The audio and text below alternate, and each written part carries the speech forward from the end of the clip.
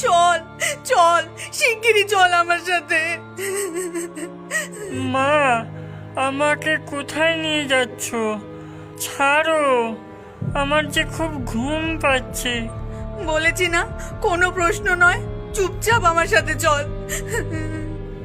বনি যেন তার মায়ের সাথে যেতেই চায় না। তার মা এক প্রকার তাকে জোর করে টেনে হিচড়ে রাস্তা দিয়ে নিয়ে যেতে থাকে। হঠাৎ বনি হ্যাঁচকা টান দিয়ে তার মায়ের চলা থামিয়ে দেয়। এই বেটা, কোথায় নিয়ে যাচ্ছিস?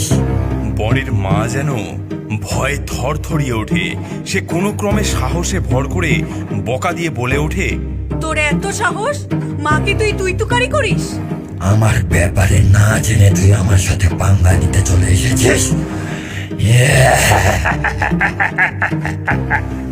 কে তুই? আমার ছেলে তোর কি ক্ষতি করেছে? ছেড়ে দে আমার ছেলেকে। নে, এবার তোর গলার জোর দেখা দেখে। ওং প্রেত পিশাচ ধ্বংসকারণ ধ্বংস। হঠাৎ সেখানে বজ্রনাথ এসে পৌঁছায়। সে মন্ত্র পড়ে কিছু একটা জল বনির দিকে ছুড়ে দেয়। গায়ে জলের ছিটে পড়তেই বনি তার মাকে ছেড়ে দেয় এবং আর্তনাদ করে ওঠে। বনি তথা বনির শরীরের পিশাচ দুর্বল হয়ে পড়তেই বজ্রনাথ মন্ত্রকৃত দড়ি দ্বারা বনিকে বেঁধে ফেলে। বাবা, বাবা দয়া করে আমার ছেলেকে বাঁচান বাবা। চিন্তা করিস না, আমি জঙ্গলের মধ্যেই যজ্ঞ শুরু করে দেব। যজ্ঞ সম্পূর্ণ হলেই তোর ছেলে সুস্থ হয়ে যাবে।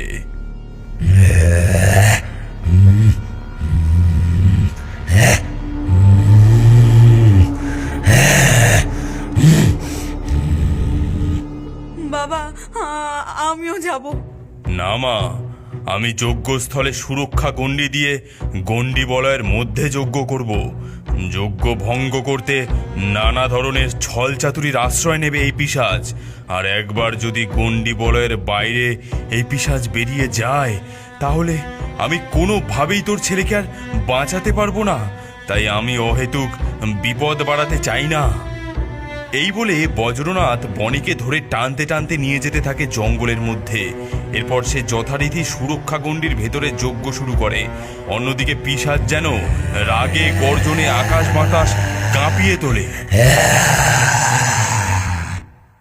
এসব কি হচ্ছে কি এখানে? থামাও এসব কুসংস্কার। রবি চক্রবর্তীকে দেখে শান্ত এবং স্বাভাবিক ভঙ্গিতে বনি অনুনয় করে বলে ওঠে, মাস্টার মশাই, আমাকে বাঁচান, আমাকে বাঁচান মাস্টার মশাই।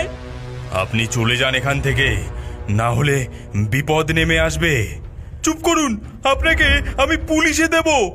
এই বলে রবি চক্রবর্তী এক ঝটকায় বনিকে সুরক্ষা গণ্ডি থেকে বাইরে বের করে নিয়ে আসে। হঠাৎই জঙ্গলের ভেতর থেকে বেরিয়ে আসে বনির মা। দাদা, এটা আপনি কি করলেন? দেখতে দেখতেই বনির শরীরে থাকা পিশাচ বের হয়ে আক্রমণ করে রবি চক্রবর্তীর উপর। নিমেষেই টুকরো টুকরো করে ফেলে তাকে।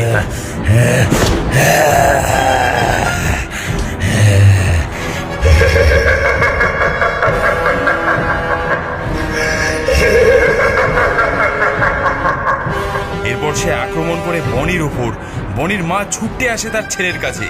ছাড় ছাড় ছাড় আমার ছেলেকে, ছেড়ে দে। পিশাচ তার বড় বড় নখ দিয়ে বনির মাকে জোরে এক ধাক্কা মারে।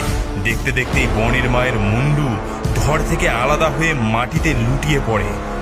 এরপর সেই পিশাচ বনির শরীরটাকে খণ্ড বিখণ্ড করতে থাকে। বজ্রনাথ যেন আর সহ্য করতে পারে না। সেই ঘটি থেকে ডান হাতে জল নিয়ে মন্ত্র পড়ে সেই পিশাচের দিকে ছেটাতে যাবে, এমন সময় হঠাৎ সেই পিশাচ নিজের রূপ পরিবর্তন করে। তাকে দেখে বজ্রনাথ থর থর করে কাঁপতে থাকে। তার হাত থেকে জলপূর্ণ ঘটি মাটিতে পড়ে যায়।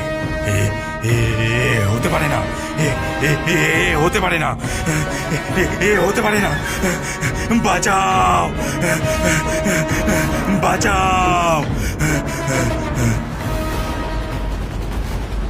বজ্রনাথ জঙ্গলের রাস্তা ধরে উদ্ধর শ্বাসে দৌড়াতে থাকে। তার পেছন পেছন সেই রূপ পরিবর্তনকারী পিশাচ ধাওয়া করতে থাকে। তারা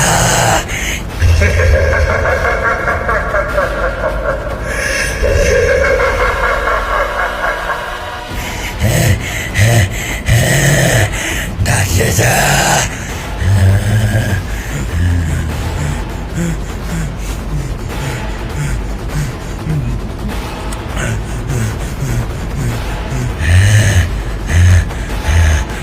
আজ তোর নিস্তার নেই।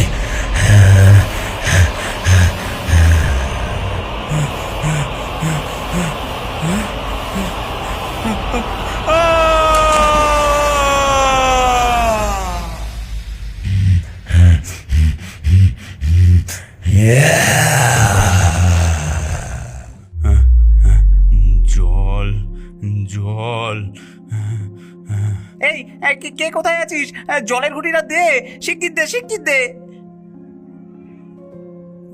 জলের ঘুঁটি থেকে বজ্রনাথ জল পান করলো। হ্যাঁ, আমি আমি কোথায়? আমি কোথায়? বাবা, আপনি এখন হেদুয়াগঞ্জ গ্রামে নদীর ধারে স্বপন জেলে মাছ ধরতে যাওয়ার সময় আপনাকে পড়ে থাকতে দেখেছে। বড্ড জোর বেঁচে গেছেন আপনি। ও ও এখানে নেই তো? ও কার কথা বলছেন? সর্বনাশ, সর্বনাশ হয়ে গেছে গ্রামে। এক মস্ত বড় পিশাচ। সে কি ভয়ঙ্কর দেখতে! সবার মুন্ডু ছিঁড়ে খেয়ে নিচ্ছে। আমার চোখের সামনে বসন্ত কুড়ার মুন্ডুটা ছিঁড়ে মুখে পুরে কচমচ করে খেয়ে নিল। হঠাৎ দরজার ভেতর থেকে কালো লোমশ বিশাল বড় একটা হাত এসে কথা বলে চলা লোকটার শরীরটাকে তার বিশাল বড় হাতের মুঠোয় ধরে নিয়ে এক ঝটকায় বের করে নিয়ে গেল। তাই দেখে ঘরে উপস্থিত অন্যান্য লোকেরা ভয়ে আর্তনাদ করে উঠল। এটা কি? বড় মুহূর্তেই লোকটির মুন্ডহীন দেহ কে যেন ছুঁড়ে দরজা দিয়ে ঘরের ভেতরে ফেলে দিল।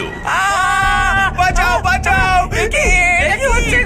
ভয়ে সকলের চিৎকারের কম্পাঙ্ক তীব্র থেকে তীব্রতর হয়ে উঠল। কি সর্বনাশ হয়ে গেল গো! আমরা এখন বাঁচবো কি করে? আমরা এখন বেরোবো কি করে? ওই পিশাচ যে নিশ্চয়ই ঘাপটি মেরে দরজার বাইরে বসে আছে। বাইরে বেরোলেই খপ করে গিলে খাবে। ঠিক এমন সময় সেই পিশাচ এক ঝটকায় ঘরের চাল ছিঁড়ে ফেলে। তার সেই বিশাল আকৃতির চেহারা দেখে ভয়ে সবাই চিৎকার করে প্রাণপণে যে যেদিকে পারে দৌড় লাগায়। বিশাল আকৃতির সেই পিশাচ বিকট এক পৈশাচিক চিৎকার করে ওঠে।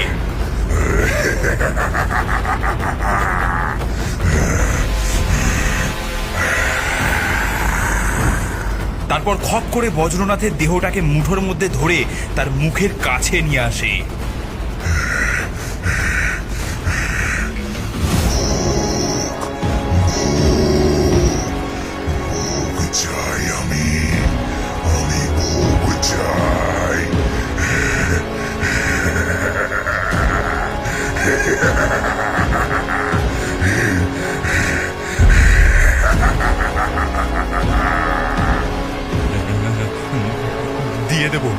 দিয়ে দেবো।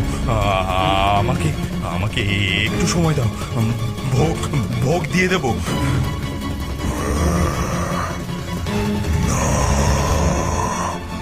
এখনই চাই আমার ভোগ, এখনই চাই।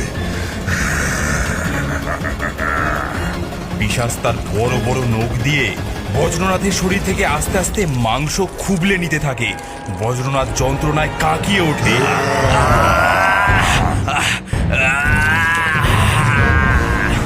ঠিক এমন সময় পিশাচের ওপর সুগন্ধযুক্ত কিছু একটা শরীরে পড়তেই পিশাচটি আর্তনাদ করে ওঠে আর মুঠো আগলা হয়ে বজ্রনাথের দেহটি ঘরের মধ্যে ধপ করে এসে পড়ে।